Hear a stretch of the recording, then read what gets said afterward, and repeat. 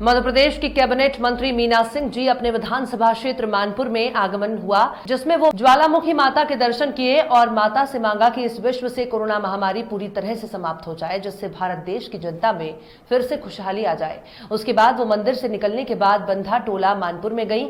जब देश में गहरा संकट था, कोरोना का, उसी समय प्रदेश का कार्य संभाल रही थी, तब उसी समय उनके क्षेत्र में भी संकट आया। उस समय वो यहां नहीं पहुंच पाई थी। ये घटना गैस सिलेंडर के फटने से हुई थी। उसमें उनका पूरा घर जल चुका था और अनहोनी भी हो चुकी थी। उस समय उनका प्रदेश में व्यस्तता के कारण वो फोन करके सांत्वना दी और वो अपने क्षेत्र की जनता का अपना सुख दुख समझती हैं और वो हर सुख दुख में पहुंचती हैं। आज जब उनके घर पहुंची तो वो शासन की तरफ से जितना भी मदद हो सकेगा तो सबके साथ में गैस सिलेंडर को बीमा की राशि भी दिलवाने को कहा और अपना फोन नंबर दिया। कोई भी समस्या हो तो तुरंत फोन करके उन्हें बताएं, समस्या का समाधान हम तत्काल करेंगे। उसके बाद वो क्षेत्र की जनता से मिली और उनके आगमन से लोगों में बहुत उत्साह देखने को मिला। लोगों ने अपनी समस्याएं भी बताई और उनका तत्काल समाधान भी किया गया। कौन से महीने की घटना है? ये गर्मी की क्यों? कौन से महीने की? 4 हम खड़े हैं, अभी प्रदेश की मंत्री माननीय मीना सिंह जी हैं, अपने मानपुर क्षेत्र की विधायक हैं, जो अभी कुछ दिन पहले लॉकडाउन के कंडीशन पे घटना घटी थी। गैस सिलेंडर यहाँ फटा हुआ था, तो उस समय कोरोना महामारी के कारण वो प्रदेश में व्यस्त थी, प्रदेश के कार्यों में व्यस्त थी और कोरोना को लेके तो अभी जैसे मानपुर क्षेत्र में आई हैं और वो इस घर आई हैं मानपुर बंधा टोला में और उन्हीं के परिवार में आई हैं और अपना पूरा सहयोग जो जिस प्रकार से प्रदेश की मंत्री हैं और जैसे सहयोग होता है उस सहयोग को देने आई हैं। हम बात करेंगे माननीय मंत्री जी से। आप क्या कहना चाहेंगी मंत्री जी?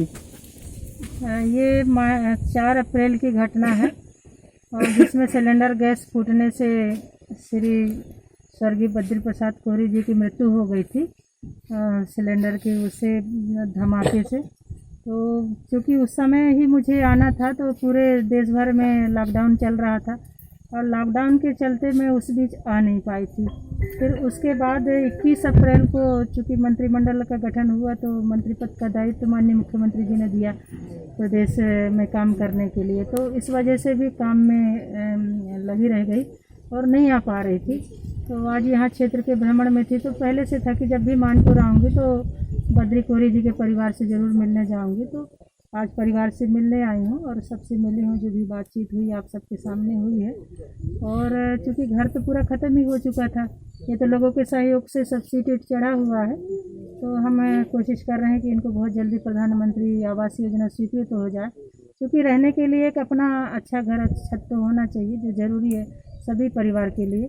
और बाकी जो मेरे पास मंत्री स्वेच्छानुदान जो राशि होती है तो बद्री भैया की पत्नी के नाम से कुछ राशि भी हमने जारी कर चुके हैं और अभी भी कुछ खाता लिए हैं तो उससे भी सरकार की तरफ से मदद करेंगे।